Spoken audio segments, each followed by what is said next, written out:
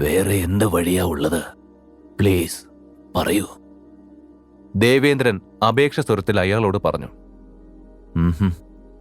But ഇനി ഞാൻ നിങ്ങളോട് പറയാൻ പോകുന്നത് വളരെ രഹസ്യമായൊരു കാര്യമാണ്. നിങ്ങൾക്ക് ശരിക്കും നിങ്ങളുടെ കുടുംബത്തെ രക്ഷിക്കണമെങ്കിൽ വൈസ് കിങ്സ് ഗ്രൂപ്പിൽ ചേരുന്നതായിരിക്കും നല്ലത്. നിങ്ങൾക്ക് ആവശ്യമായ എല്ലാ പച്ചമരുന്നുകളും അവിടെ നിന്ന് കിട്ടും. അത് കേട്ടതും വിശ്വാസം വരാത്തതുപോലെ ദേവേന്ദ്രൻ അയാളെ നോക്കി.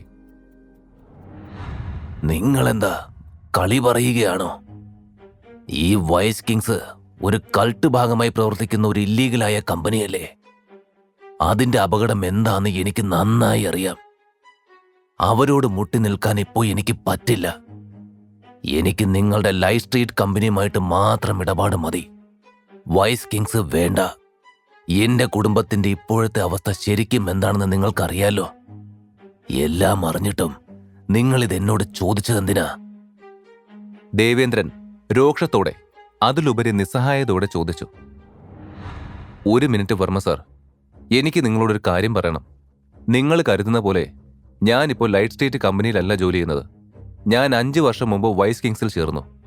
ഞാൻ ജോലിക്ക് കയറിയതിനു ശേഷം നിങ്ങളോട് പറഞ്ഞ് ടെൻഷൻ ആക്കണ്ടെന്ന് കരുതിയ ഇത്രയും നാളും ഞാൻ അത് മറച്ചുവെച്ചത്.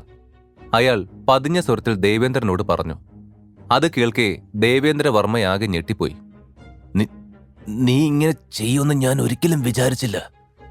ലൈറ്റ് സ്ട്രീറ്റുമായിട്ടല്ലേ ഞങ്ങൾ ഇടപാട് നടത്തിയിരുന്നത്? എനിക്ക് മനസ്സിലാവുന്നില്ല, എങ്ങനെയാ നിനക്കതിന് പറ്റിയത്? എന്തിനാ അങ്ങനെ ചെയ്തത്? ആ ചോദ്യങ്ങൾ ചോദിക്കുമ്പോഴും ദേവേന്ദ്ര വർമ്മയുടെ മുഖത്ത് ഞെട്ടൽ വ്യക്തമായിരുന്നു. ഞാൻ വേറെന്താ ചെയ്യേണ്ടിയിരുന്നേ? ഏകദേശം 20 വർഷം ഞാൻ ലൈറ്റ് സ്ട്രീറ്റിൽ ജോലി ചെയ്തു എന്നല്ലാതെ എനിക്ക് വേറെന്താ അവിടെ നിന്ന് കിട്ടിയത്? ഞാൻ അവിടുത്തെ ഏറ്റവും മികച്ച ടെക് സ്പെഷ്യലിസ്റ്റ് ആയിരുന്നു. എന്നിട്ടും അവരെന്നെ ഒരു മനുഷ്യനായി പോലും പരിഗണിച്ചിട്ടില്ല. എന്നെക്കൊണ്ട് എല്ലാ ജോലിയും ചെയ്യിപ്പിക്കും. ഒരു പ്രൊമോഷൻ പോലും എനിക്ക് തന്നിട്ടില്ല. കഷ്ടപ്പെട്ട് പണിയെടുക്കും. പക്ഷേ അതിന്റെ ഫലമൊക്കെ എനിക്ക് പകരം എന്റെ പേരിൽ വേറെ ആരെങ്കിലും വാങ്ങും. ഇത് എത്ര വർഷമെന്ന് വെച്ചാ മിണ്ടാതെ കണ്ടുകൊണ്ടിരിക്കുന്നേ? അപ്പോഴാ എനിക്ക് വൈസ് കിങ്സിന്ന് നല്ലൊരു ഓഫർ വന്നത്. വൈസ് കിങ്സിൽ എനിക്ക് കിട്ടുന്ന സാലറി എന്റെ പഴയ കമ്പനിയേക്കാൾ എത്രയോ മടങ്ങ് കൂടുതലാണെന്നറിയാവോ? അങ്ങനെയുള്ളപ്പോ ഞാൻ ആ പഴയ കമ്പനിയിൽ തന്നെ പിടിച്ചു നിൽക്കുന്നത് വെറും മണ്ടത്തരമാണ്. ദേവേന്ദ്രൻ അമ്പരപ്പോടെ നോക്കി നിൽക്കെ അയാൾ അതെല്ലാം ആവേശത്തോടെ സംസാരിച്ചു കൊണ്ടിരുന്നു.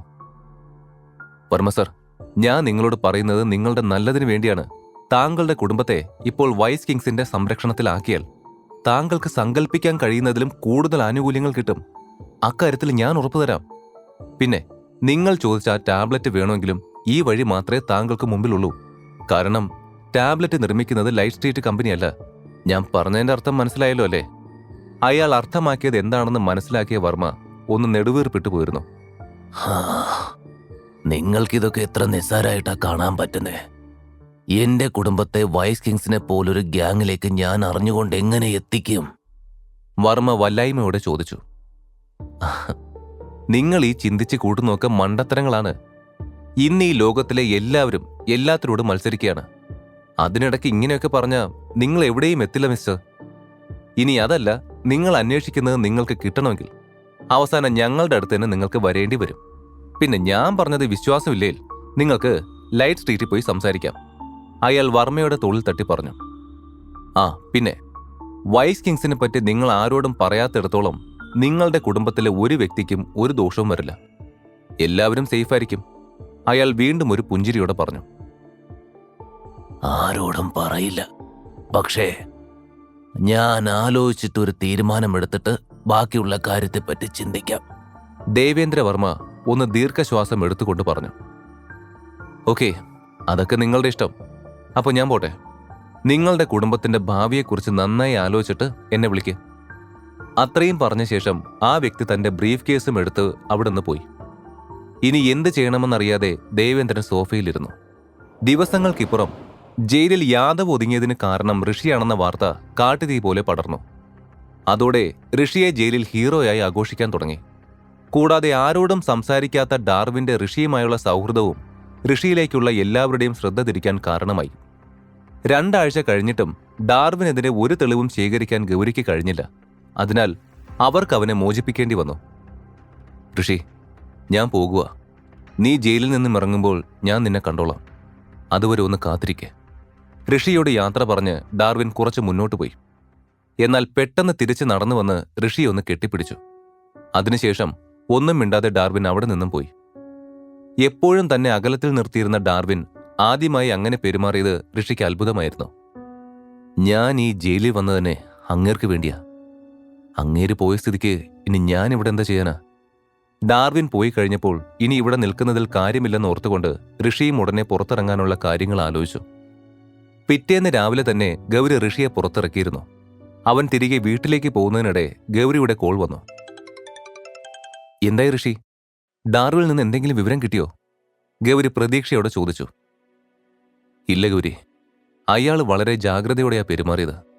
ഏകദേശം 2 ആഴ്ചയായി ഞാൻ അങ്ങേരുടെ ഒപ്പം തന്നെയായിരുന്നു. ഞങ്ങൾ അത്യാവശ്യം നല്ല ഫ്രണ്ട്സ് വരെയായി.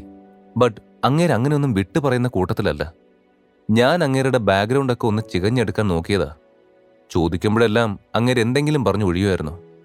എനിക്കിതുവരെ കാര്യമായി ഒന്നും മനസ്സിലാക്കാൻ കഴിഞ്ഞിട്ടില്ല, ഋഷി നിരാശയോടെ പറഞ്ഞു. എന്നാലും എന്തെങ്കിലും? മറുവശത്ത് ഗൗരി നേരിയ പ്രതീക്ഷയോടെ ചോദിച്ചു. തന്റെ പദ്ധതി ഇങ്ങനെ പരാജയപ്പെടുമെന്ന് അവൾ പ്രതീക്ഷിച്ചിരുന്നില്ല. സോറി ഗൗരി, ഡാർവിൻ ഷെയർ ചെയ്യുന്ന കാര്യങ്ങളിൽ വളരെ ശ്രദ്ധ കൊടുക്കുന്നയാളാ.